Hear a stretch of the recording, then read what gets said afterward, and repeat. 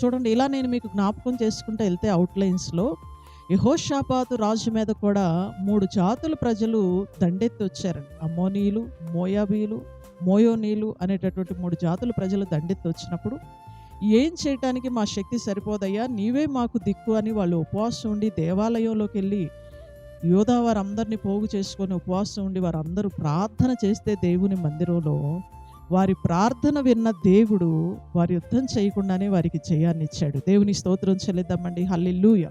చూడండి, భక్తులైనటువంటి వారు, రాజులైనటువంటి వారు చాలామంది దేవాలయంలోకి వెళ్ళి దేవునికి మొరపెట్టుకొని జవాబును పొందుకున్నారు. ఏ కష్టంలో మీరున్నా సరే, ఏ బాధలో మీరున్నా సరే, జయించలేని ఏ శ్రమ మిమ్మల్ని వెంటాడుతున్నా సరే, దేవుని మందిరంలోనికి వచ్చి మీరు ప్రార్థన చేస్తే, నేను ఆరాధిస్తున్న నా ప్రభు అయిన యేసుక్రీస్తు ప్రార్థన ఆలకించే దేవుడు.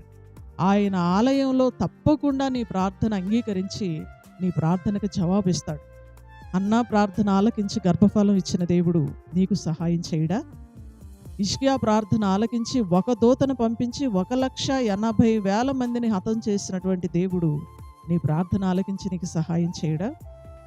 యెహోషాపాతు రాజు ప్రార్థన ఆలకించి యుద్ధం చేయకుండానే విజయాన్ని ఇచ్చినటువంటి దేవుడు నీ ప్రార్థన ఆలకించి నీకు సహాయం చేయడా? ఖచ్చితంగా ఆయన ప్రార్థన ఆలకిస్తాడు. దేవుని మందిరం ప్రార్థన ఆలకించే స్థలం అండి. అక్కడికి మనం రావాలి. ఆయన పాదాల దగ్గరికి మనం రావాలి. ఆయన సన్నిధిలో మనం కూర్చోవాలి. చూడండి, ఆయన యొద్దకు వచ్చువారిని ఆయన ఎంత మాత్రమో త్రోసివేసే దేవుడు కాదండి. ఆయన దగ్గరకు నువ్వు వస్తే, ఆయన మందిరంలో నువ్వు ప్రార్థన చేస్తే ఆయన తప్పకుండా ఆలకిస్తాడు.